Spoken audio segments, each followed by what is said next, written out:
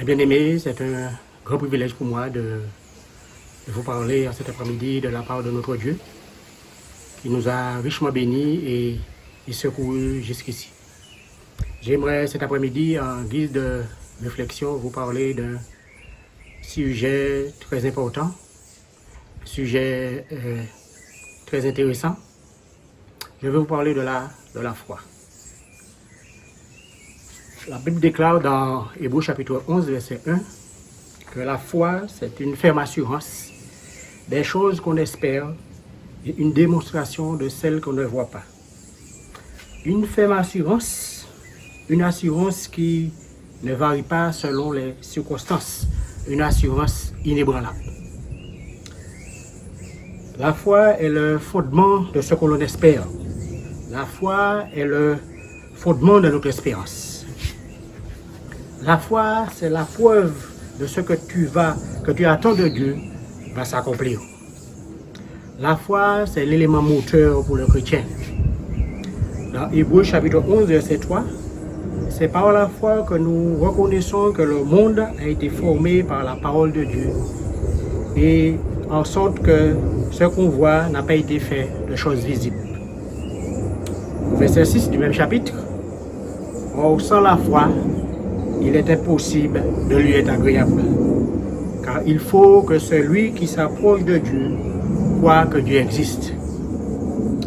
Et bien aimé, on ne peut pas plaire à Dieu, lui être agréable, sans croire à son existence, sans avoir confiance en ses promesses et en ses bénédictions. Dans Romains chapitre 10, verset 17, la parole de Dieu nous dit, la foi vient de ce qu'on entend, et ce qu'on entend vient de la parole de Dieu. La foi vient de l'écoute de la parole de Dieu, de l'étude de sa parole. En d'autres termes, plus j'étudie, plus j'écoute la parole de Dieu, plus ma foi va grandir. La foi, ce n'est pas seulement, bien aimé, croire à une vérité, c'est aussi vivre en conformité avec elle.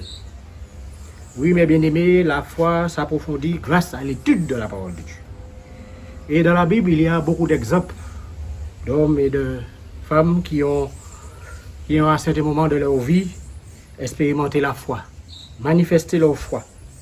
Et j'aimerais considérer avec vous un exemple de foi dans la Bible qui a attiré mon attention. Ce passage, cette histoire se trouve dans Matthieu chapitre 14, versets 22 à 33. Alors, Matthieu chapitre 14, verset 22 à 33.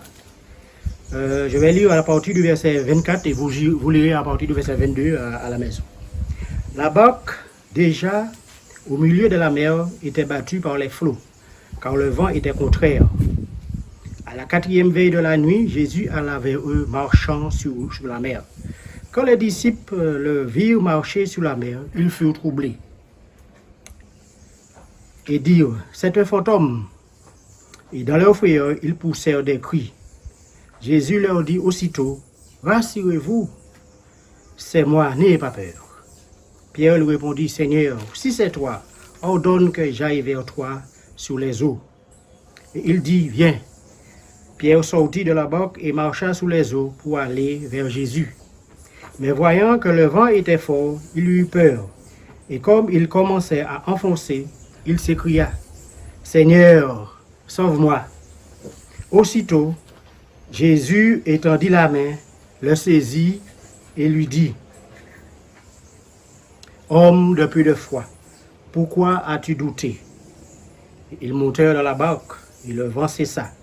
Ceux qui étaient dans la barque vinrent se prosterner devant Jésus et dirent, tu es véritablement le Fils de Dieu.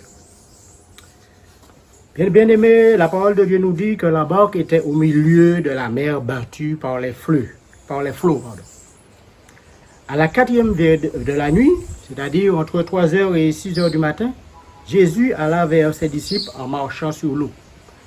Les disciples furent troublés par ce qu'ils ont vu. Et ils ont même déclaré, c'est un fantôme. Oui, mes bien-aimés, nous vivons dans un monde troublé, incertain, angoissé, malade. Et nous sommes troublés.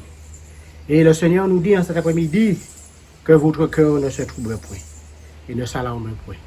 Croyez en Dieu et croyez en moi. Les disciples vont même pousser des cris. Oh, mes bien-aimés, la parole de Dieu déclare, quand un malheureux crie, l'Éternel l'entend et le sauve de toutes ses détresses. Psaume 34, verset 6. Mais Jésus va les rassurer. Jésus va leur dire, n'ayez pas peur, c'est moi, ayez bon courage. Pierre, comme toujours, va prendre la parole en disant, Seigneur, si c'est toi, ordonne que j'aille vers toi sur les eaux. Quelle audace, requête de Pierre, chers amis. Quelle foi avons-nous de l'audace, de la détermination comme Pierre. N'oublions pas qu'il était en pleine tempête. Le Seigneur répond à la requête de Pierre par un seul mot. Viens. Il est intéressant, chers amis, de noter que Jésus ne le réprimande pas, en aucune façon. Il aurait pu dire, qu'est-ce que tu demandes là, Pierre? Penses-tu vraiment être capable de marcher sur l'eau? Ridicule. Et même si tu le pouvais, en quoi cela te profiterait? Non, aucun blâme. Jésus lui dit simplement, viens, viens à moi. Toi qui m'écoutes en cet après-midi, toi qui n'as pas encore pris d'engagement avec le Seigneur t'appelle à venir à lui, tel que tu es, quelle que soit ta situation. Tu n'as rien à craindre. Il nous dit dans sa parole, je ne mettrai pas dehors celui qui vient à moi. Jean chapitre 6, verset 37. Et il dit aussi dans Matthieu chapitre 11, verset 28, venez à moi, vous tous qui êtes fatigués et chargés, et je vous donnerai du repos. Toi qui m'écoutes, le Seigneur a des projets de paix pour toi. Viens à lui. Ne regarde pas aux circonstances, à la tempête. Avec Jésus, tu seras en sécurité. Avec Jésus, tu auras le bonheur. Avec Jésus, tu seras heureux et sauvé pour l'éternité. Et que fait Pierre en attendant cette invitation, chers amis? Aussitôt, Pierre descendit de la barque et se mit à marcher sur l'eau en direction de Jésus. Verset 29 du chapitre 14. Pierre avait foi en Jésus, chers amis. Il ne doutait pas qu'il pouvait le sauver. Remarquez ceci, Pierre n'a exigé aucune promesse. Il aurait pu dire par exemple, Seigneur, donne-moi la garantie que je ne coulerai pas. Il demande plutôt, ordonne que j'aille vers toi. Il voulait un ordre de Jésus. Quelle belle leçon de foi, chers amis. Puissions-nous croire de la même manière. Sur ta parole, Seigneur, je le ferai. Nous pouvons expérimenter ce qui paraît humainement impossible, quand nous exécutons un ordre divin en portant nos regards sur Jésus avec les yeux de la foi. Pierre n'a pas regardé aux circonstances, à la tempête en furie. Il avait les yeux fixés, non sur les circonstances, mais sur Jésus. L'action de Pierre, mes amis, toutefois n'a pas été uniquement l'exemple de sa foi, mais aussi de ses doutes. Après avoir parcouru une certaine distance, il se mit à penser à la tempête et à raisonner. Il la sentait le secouer, ses deux pieds dans l'eau, fouettés par le vent et les vagues. Il tentait de garder son équilibre. Il pouvait encore avancer. Puis tout d'un coup, de forts doutes l'assaillirent. Qu'est-ce que je fais ici? Comment ai-je pu me laisser entraîner dans une situation pareille? Et encore une fois, la peur l'envahit. Mais voyant que le vent était fort, il eut peur. Chers amis, mes bien-aimés, la foi et la peur ne se mélangent pas. La foi et la peur se mélangent mal. Pierre avait jusque-là les yeux fixés sur Jésus. Il avait la conviction que la puissance du Seigneur pouvait le garder sur l'eau. Mais il se laissa distraire par la force du vent. Il écarta son regard de Christ et avait maintenant un esprit tourné vers le doute. Il regarda la taille des éléments naturels qui lui étaient opposés, et ceci eut raison de sa foi. La peur le priva de la force de cette foi qui le soutenait. Et la suite du passage nous dit que Pierre va s'enfoncer, mais Jésus va le sauver. Une fois encore, chers amis, Pierre poussa un cri de désespoir à Jésus pour son salut. Seigneur, sauve-moi. Et Jésus répondit immédiatement en tendant sa main à Pierre.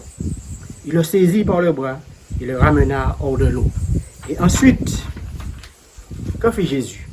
Où est-il transporté Pierre dans ses bras jusqu'au bateau? Ce n'est pas l'impression que nous donne le texte. Jésus montra la grandeur de sa grâce en lui procurant le pouvoir de marcher à nouveau sur l'eau. Ils marchaient ensemble jusqu'au moment où ils montèrent dans la barque. Imaginez cette scène, chers amis, miraculeusement dans laquelle Pierre et Jésus marchent côte à côte sur l'eau, alors qu'une tempête fait rage. Il n'est donc pas surprenant qu'à la suite de cela, les disciples exprimèrent collectivement leur foi en Jésus comme le Fils de Dieu. Jésus, chers amis, n'était pas seulement le Fils de Dieu, n'est pas seulement le Fils de Dieu, mais Dieu lui-même. Ce passage est une splendide leçon sur la foi chrétienne, chers amis. J'aimerais, en conclusion, souligner 5 caractéristiques de cette foi.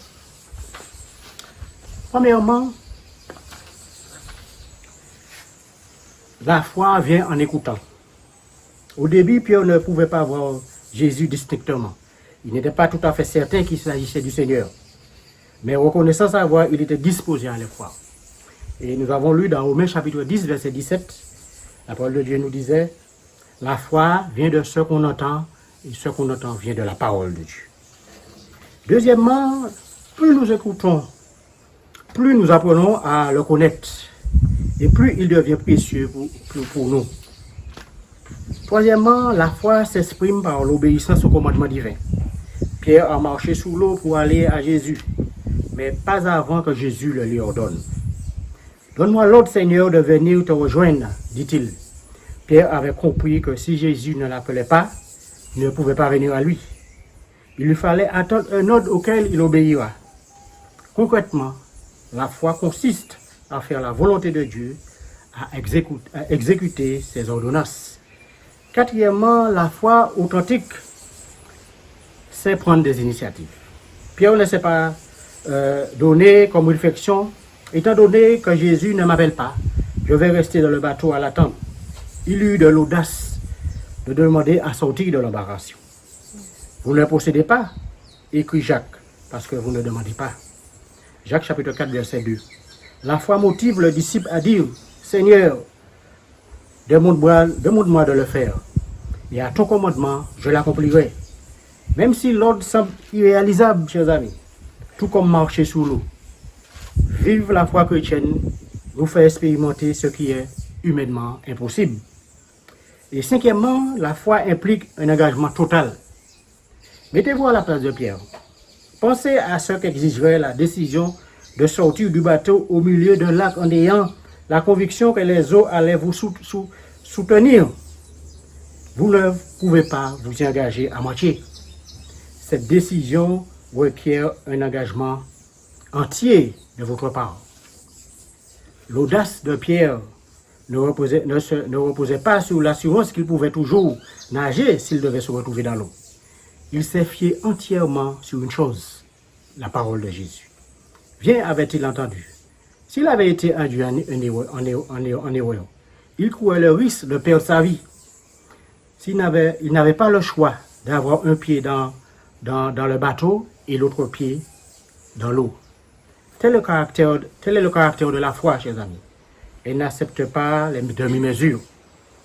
Celui qui a la foi véritable s'engage à avoir les 2 pieds dans l'eau et assume les risques de sa confiance en Jésus-Christ. Que le Seigneur nous aide, chers amis, à être des hommes et des femmes de foi. Prions.